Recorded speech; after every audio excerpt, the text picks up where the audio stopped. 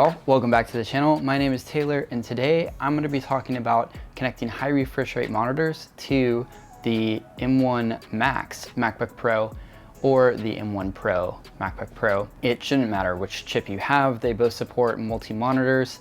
So I'm going to connect to my Macs here and we're just going to see what you can expect when connecting high refresh rate monitors. I have the Asus, which is a 170 Hertz monitor. This was the Asus that I used in a previous video, connecting it to the M1, the regular M1 MacBook Pro. And then here I have the Alienware, which runs at 240 Hertz. Gonna connect both of these and kind of see what you can expect connecting these monitors to this device. I hope you find this helpful or informative. Anyway, it's gonna be fun. Let's dive in. Okay, the first game that I've loaded up here is Counter-Strike Go. I'm gonna be testing Counter-Strike Go on all these monitors, and we're gonna be testing out the ProMotion display as the first high refresh rate monitor, because this monitor has a variable refresh rate up to 120 Hertz. So we're just gonna see how that experience is. And for my settings, I do have everything set to low in this, and currently I'm getting between 80 and 120 frames per second. And there is some jitters. Sometimes it dips down to like 60, 70.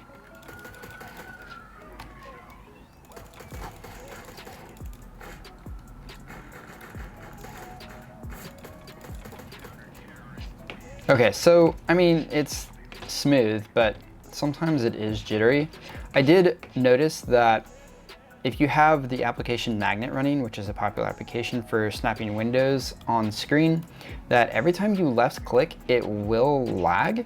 So what I did before any of this testing was I quit that application so that there isn't any delay whenever I left click. As you can see, it's really smooth.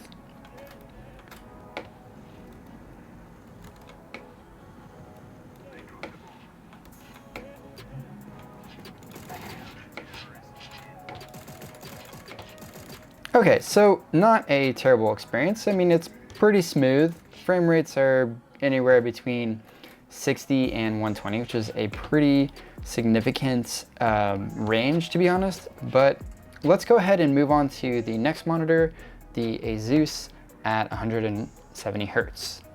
I've now connected the Asus monitor, so I'm gonna go into my display settings here, make sure that I have the ROG XG279Q selected. It's in 2560 by 1440, and Monterey likes to set this refresh rate to a variable refresh rate. I'm gonna go ahead and knock it down to 165 Hertz. This is a 170 Hertz monitor, but for some reason, Monterey and 170 Hertz on this monitor don't like to play nice. There's some artifacting that happens on the screen. When I bumped it down to 165 Hertz, that did resolve the issue. So I'm gonna go ahead and set it to that.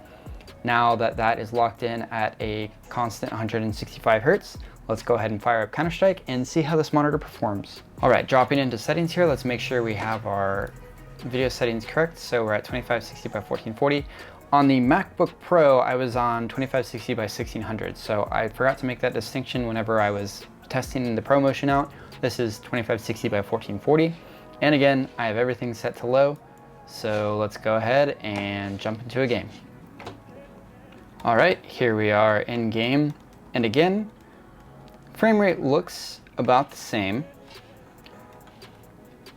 but it does feel a lot smoother already. I can already tell that there is a big difference, and that might just be the millisecond response time on this monitor, and not necessarily the refresh rate, because we're not hitting anywhere near 165 frames per second. So we're not even taking advantage of the refresh rate of this monitor, even at low settings on CSGO on an M1 Max. But it does feel smoother. There is a lot less jitters too.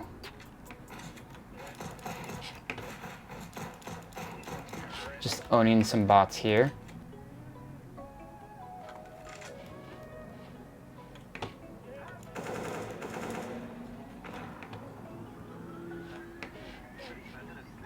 Oh yes, this feels like you could actually play a competitive game with this, whereas the screen on the MacBook Pro alone with those tiny jitters, it did not feel like a competitive shooter like this would really be practical, but connecting this monitor definitely feels a lot different, much more playable.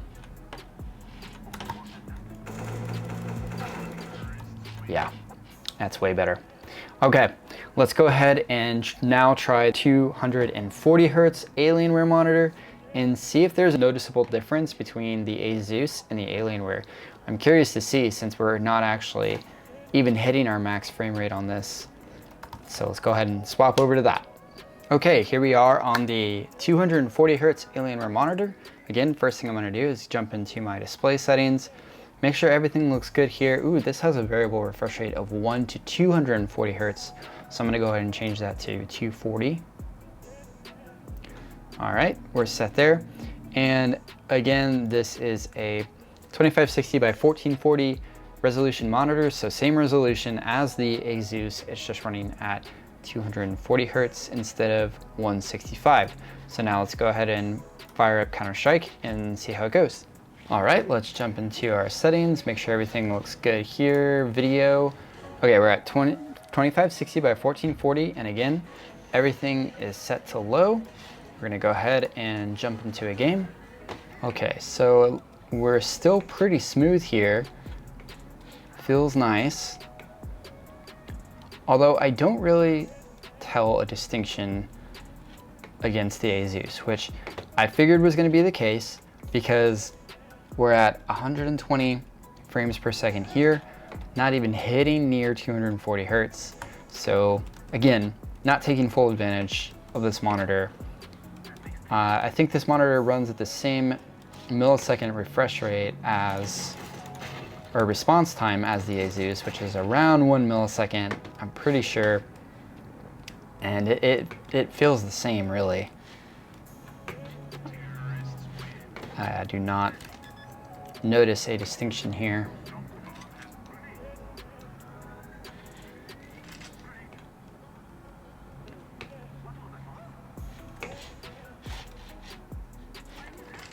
Just like no one even here.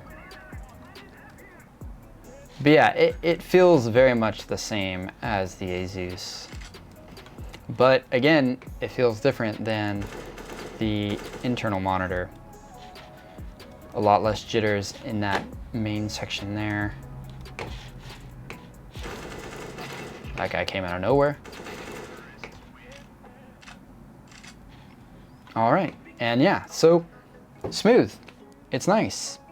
So now let's talk about some other things with this monitor and why you would even want to pair a high refresh rate monitor with a macOS operating system. All right, and here we are with both monitors plugged into the M1 Max. Just a little bit of a flex there with the power of these new M1 chips.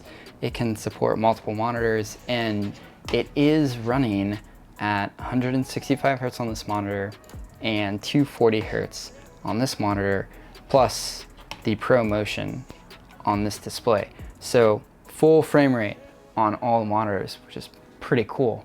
But that doesn't really tell the whole story, and let me show you. So here, this test UFO website, which tests the frame rate of monitors. So right now it's running at 120 frames per second on the Pro Motion display. And then I'll go ahead and I'll bring it over here to this one. I'll do like a little refresh. And now it's running at 165 Hertz on this one. And I'll move it over here, refresh this. And it's running at 165 on this one. And it has like a sync failure. So I'll refresh again, and it says 165 Hertz. Let's move it back over here, 165 Hertz. So this is something I've noticed, is it doesn't always detect the full frame rate on the monitor based on this program. Sometimes this is locked at 60 and there's no way to get it higher than 60. So what I suspect is some weirdness with Monterey where the variable refresh rate or whatever technology they're using to connect just doesn't detect this accurately. And I say that because I've had problems where I go to plug in these monitors and the screen just won't respond at all. There's no flicker of the main MacBook Pro screen. There's no detection of these external screens at all, seemingly random times. The only way to fix it is to unplug the power to the monitor from the power cord with the display disconnected, reconnect the power, and then reconnect the display, and then it's detected by the operating system. And looking through forums online, I'm not the only one that has had this issue. This seems to be an issue that has plagued Monterey since the beginning. I am on Monterey 12, let's see. I'm on 12.2.1, which is the latest Mac OS Monterey version as of this video. And Apple has claimed that the problems have been solved, but I have been experiencing problems with this still, and it's kind of annoying. So your mileage may vary with this. Maybe this is just user error on my end. This has been my experience. I mean, it's a good experience when it works. Like, everything is super smooth in Mac OS with 165 or 240 Hertz, 240 Hertz being even better. But for gaming, it's kind of pointless because the graphics card can't even get up that high. I mean, CSGO, it's pretty old, right? And it's not even getting higher than like 130 frames per second. So yeah, I wouldn't go in with intentions to game with this.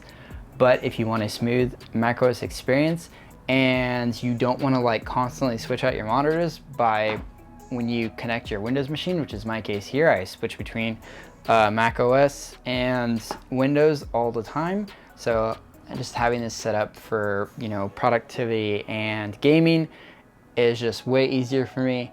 And despite the quirks, I do like the experience. So let me know what your thoughts are in the comments below. Have you tried this? Have you had similar experience as with me?